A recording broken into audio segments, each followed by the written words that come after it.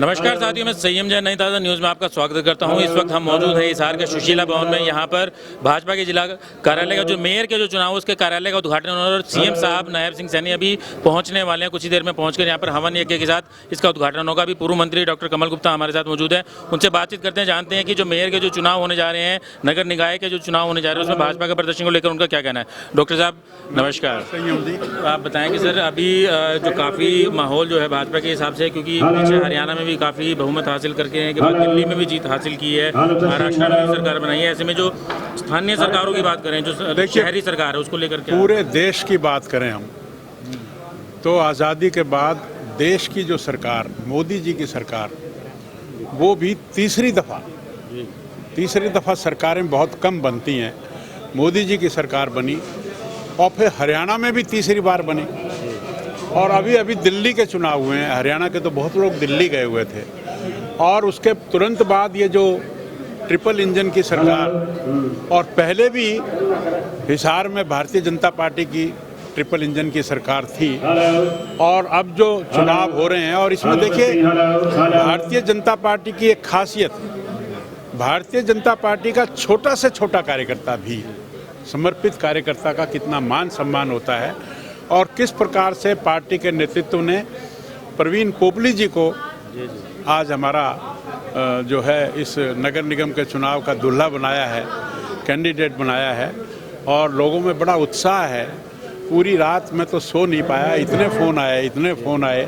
तो मैं समझता हूँ कि ये जो डेमोक्रेसी में, लोकतंत्र में वोट की चोट सबसे मजबूत होती है, तो इस वोट की चोट से हिसार की जनता फिर से भारतीय जनता पार्टी का कमल का फूल खिलाकर हमारे प्रवीण पोपली जी को नगर निगम का मेयर बनाएगी, इसमें कोई संदेह नहीं है।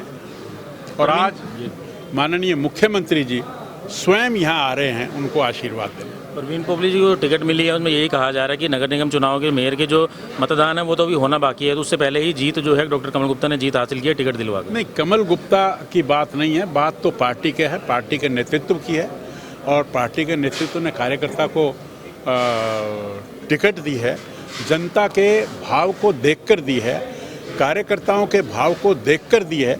इसमें मेरा व्यक्तिगत अगर आप कहेंगे तो वो तो उपयुक्त बात नहीं है। तो अभी क्या लगता है कि जैसे पिछली बार आपने बताया कि ट्रिपल इंजन सरकार रही, तो उसमें उसके बावजूद भी कमियां काफ़ी रही नगर निगम के हिसाब से। अगर हम बात करते हैं गायों की समस्या, पशुओं की समस्या, डेवलपमेंट यहाँ हुई, सारी सड़कें, तिरंगा की लाइटें, चौकों पर कहीं लाल किला, कहीं राम मंदिर, कहीं संसद भवन, कहीं इंडिया गेट, कहीं अशोक चक्र, कहीं शंख, तो कहीं भगवान कृष्ण का, और सजावट, पार्किंग की मार्किंग, बहुत सारी व्यवस्थाएं।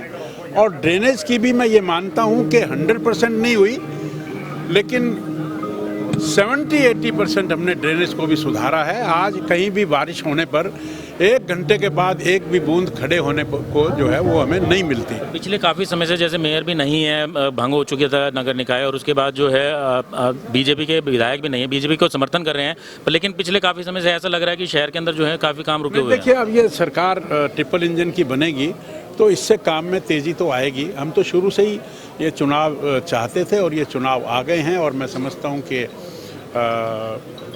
हिसार में भी डेवलपमेंट के काम और अधिक गति को पकड़ेंगे। प्रॉपर्टी आईडी एक बड़ी समस्या रही पिछली सरकार के समय जो कार्यकाल रहा, तो ये क्या अब जो है उसको अभी और तरीके से दूर किया कहता हूँ कि हिंदुस्तान में हरियाणा एक पहला देश है जिसने प्रॉपर्टी आईडी के काम का जिम्मा लिया और उसको ज़मीन पर उतारा।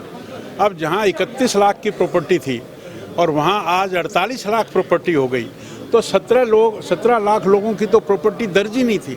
ये कितना बड़ा काम है। अब इतने बड़े काम में दिक्कतें आती हैं, मैं मानता हूँ। हमने उस कंपनी को निष्कासित भी किया, उसको हटाया भी, उसके खिलाफ FIR भी की, तो जो भी कानून के तहत काम होता है वो भी हमने किया। लेकिन हमें बड़े गर्व से मैं कह सकता हूँ कि हिंदुस्तान में केवल हरियाणा एक ऐसी जगह है जहां हमने प्रॉपर्टीज़ के 1-1 इंच ज़मीन को माप लिया, बेनामी प्रॉपर्टीज़ को हमने हटाने का काम किया। तो अभी जो अगर मेयर के चुनाव के लिए जब वोट मांगने का समय आएगा, नामांकन के बाद जब वोट मांगे जाएंगे, तो उसके अंदर जो है क्या मुख्य मुद्दे रखने जा रहे हैं बीजेपी की तरफ से? और डेवलपमेंट, आज हमने हिसार को सुंदर बनाया है। आज टाउन पार्क का रेनोवेशन हो रहा है। आज यहाँ शमशान घाट का रेनोवेशन हो रहा है। अभी अभी हमने यहाँ 7 रोड के बाहर जो दिल्ली रोड पर अशोक चक्र बनाया है, और पानी की जो ड्रेनेज की बात आपने की, इन सब चीज़ों में हम सुधार करेंगे। कुछ जगहों पर अभी भी पिछले कई महीनों से जो है पानी के ड्रेनेज को लेकर समस्या आ रही है, तो जल्द ठीक किया जाएगा इसको।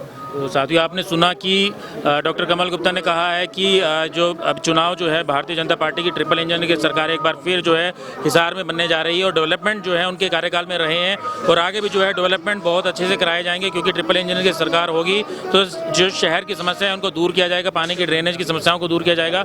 डेवलपमेंट पहले भी होते रहे हैं और आगे भी और अधिक डेवलपमेंट वर्क होते रहेंगे। आप ऐसे ही बने रहे नई ताज़ा न्यूज़ के साथ, हम आपको दिखाते रहेंगे। मैं संयम जैन, कैमरामैन अशोक के साथ, नई ताज़ा न्यूज़ हिसार।